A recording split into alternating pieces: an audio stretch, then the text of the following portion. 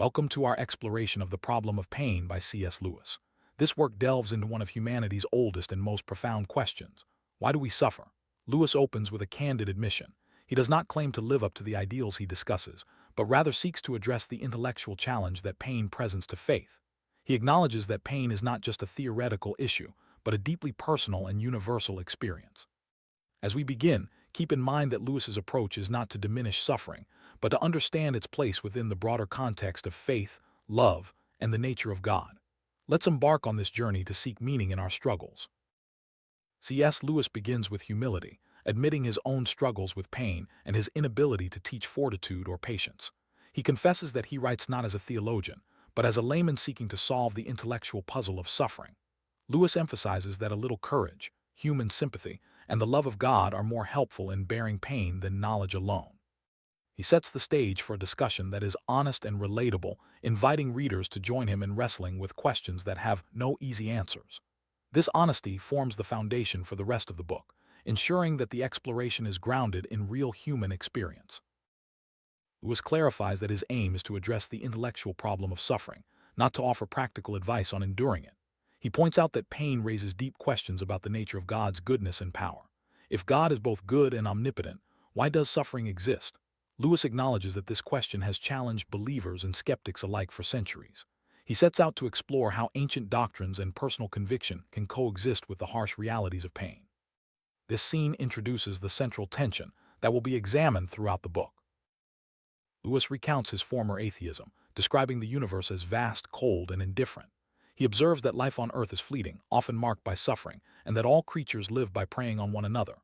Human beings, with their capacity for reason, are uniquely able to anticipate pain and death, intensifying their suffering. History, he notes, is filled with crime, war, disease, and fleeting happiness. Civilizations rise and fall, and the universe itself seems destined for eventual decay. This bleak view sets up the challenge. How can such a world be the creation of a wise and good God? Despite the apparent harshness of the universe, Lewis asks why humans have ever attributed its creation to a wise and good God. He argues that religion must have arisen not because of the world's goodness, but in spite of its suffering. Ancient peoples were well aware of the universe's vastness and pain, yet still developed faith. Lewis suggests that religion has a different origin than mere observation of nature. It is rooted in something deeper, something that persists even in the face of suffering. Lewis introduces the concept of the numinous, the sense of awe or dread that arises from the belief in a supernatural presence. This feeling is distinct from ordinary fear. It is a profound sense of wonder and inadequacy before something greater than oneself. The numinous is found in literature, myth, and personal experience, and it is as old as humanity itself. Lewis argues that this experience is not derived from logical inference or physical danger, but is a unique and universal aspect of human consciousness. Another strand in religion, according to Lewis, is the universal sense of morality, the feeling that certain actions are right or wrong. This moral sense cannot be explained by physical experience or logical deduction. It is a leap beyond what is given by nature. All cultures have moral codes, and all people fall short of their own standards, leading to a sense of guilt. Lewis suggests that this moral experience, like the numinous, points to something beyond mere biology or psychology. Lewis explains that in religious development, a crucial step occurs when the numinous power is identified with the moral law. This means that the source of awe is also the source of moral authority. While this may seem natural, it is actually a profound and surprising leap. Not all religions make this connection, but those that do, most notably Judaism and Christianity, create a powerful synthesis that shapes their understanding of God and suffering. Lewis identifies a fourth element unique to Christianity, the claim that God became man in the person of Jesus. This event is not just a philosophical idea, but a historical occurrence that changes the relationship between humanity and the divine. The incarnation, death, and resurrection of Christ are presented as real events that offer a new way of understanding suffering and redemption. This claim, Lewis argues, is either madness or the deepest truth. Christianity, Lewis says, is not the result of philosophical speculation about the universe, but a response to a historical event. It does not simply fit pain into a system. Rather, it presents itself as one of the facts that any worldview must account for. The existence of pain becomes a problem only because we have been given assurance that ultimate reality is righteous and loving. This assurance, for Lewis, is not logically compelled, but is deeply persuasive. Lewis acknowledges that humans can choose to reject the numinous, the moral law, or the identification of the two. Each rejection comes at a cost, loss of depth, meaning, or connection to the divine. The incarnation, he argues, is the most compelling assurance of God's love, even though it defies human invention or expectation. The Christian story, with its unexpectedness and drama, fits the unpredictable nature of reality itself. Moving to the concept of omnipotence, Lewis explains that God's power does not include the ability to do the intrinsically impossible. Omnipotence means the power to do all that is possible, not to perform contradictions. For example, God cannot create a creature with free will and simultaneously withhold free will from it. This clarification is crucial for understanding the relationship between God's power and the existence of suffering. Lewis argues that for creatures to have free will and self-consciousness, they must exist in a stable environment governed by consistent laws. Matter, with its fixed nature, allows for interaction, communication, and society. However, this stability also makes possible the misuse of free will, leading to suffering. The very conditions that make love and relationship possible also allow for pain and evil. Lewis explores the idea that God could, in theory, constantly intervene to prevent suffering, but such a world would eliminate free will and meaningful action. If every harmful act were miraculously prevented, moral choices would become impossible. The rarity of miracles, he suggests, is necessary for the existence of a coherent and shared reality. Suffering, then, is an inevitable consequence of a world where free creatures interact.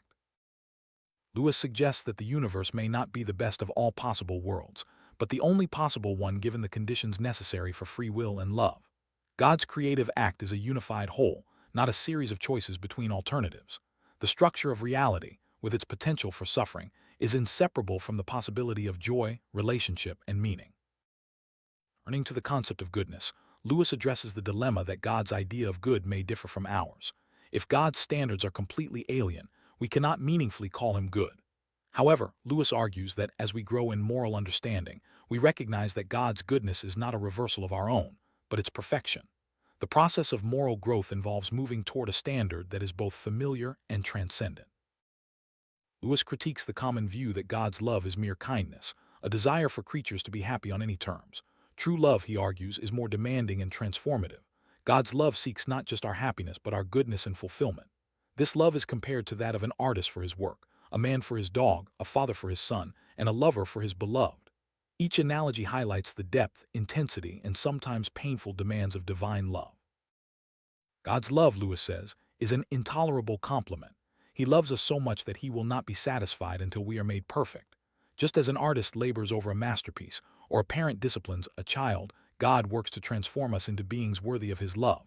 This process can be painful, but it is a sign of the depth and seriousness of divine love. To wish for less love would be to wish for less of what makes us truly human.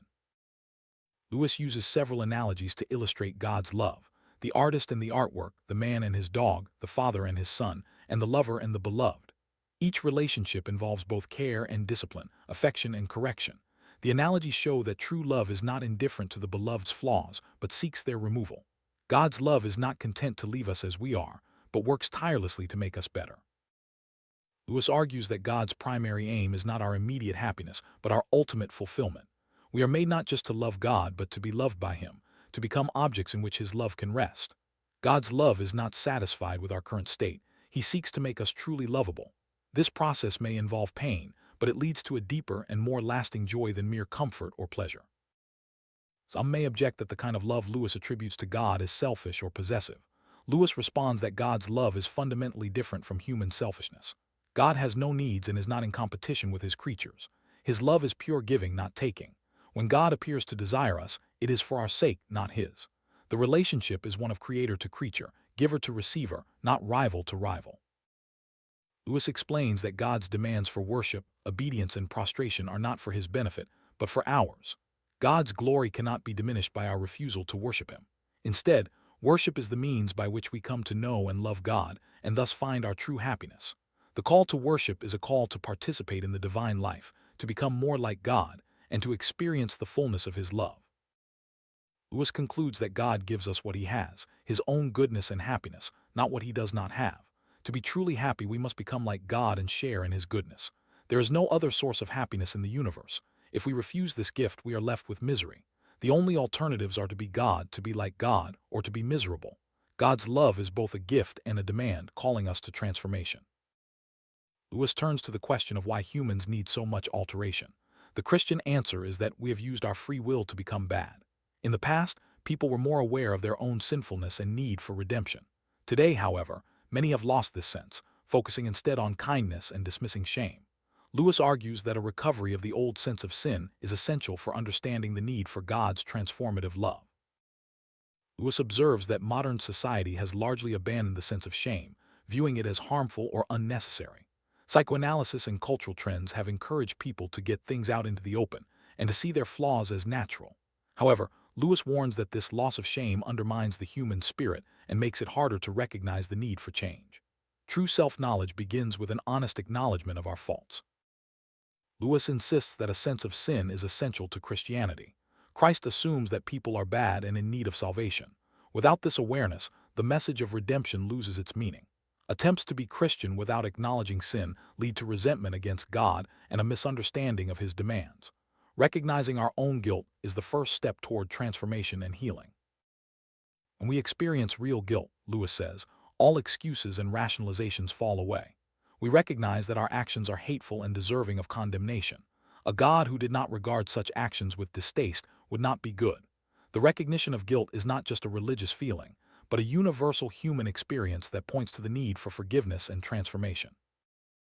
Lewis suggests that pain, while difficult, can serve as a catalyst for growth and transformation. It forces us to confront our limitations, recognize our need for change, and seek help beyond ourselves. Pain is not an end in itself, but a means by which God draws us closer to Him and shapes us into better beings. This perspective does not eliminate suffering, but gives it meaning and purpose. Central to Lewis's argument is the idea that free will is necessary for love and relationship, but also makes suffering possible. Without the ability to choose, there can be no genuine love or moral action. The existence of pain is a consequence of the freedom that makes us truly human. God respects our freedom, even when it leads to suffering, because it is the only way for us to become beings capable of love. As we conclude this introduction to the problem of pain, we see that Lewis does not offer easy answers. Instead, he invites us to wrestle with the complexities of suffering, love, and faith. Pain remains a mystery, but through honest inquiry and openness to transformation, we can find meaning and hope. The journey is ongoing, and each of us must grapple with these questions in our own lives. Thank you for joining this exploration of one of the most profound challenges to faith and understanding.